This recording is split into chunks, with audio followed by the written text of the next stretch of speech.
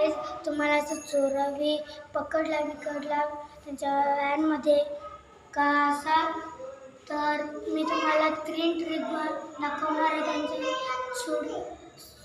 चोरासाठी. तर चला. तर गाईज ही माझी पहिली ट्रिक आहे.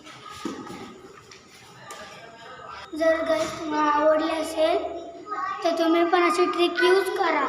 तुम्हाला त्याने असं पकडला एखादा असं केलं, तुम्ही त्याच्या पाठीवर असा हात ठेवा आणि डायरेक्ट असं करा. तर आता आपण जाऊ आता दुसऱ्या ट्रिकवर.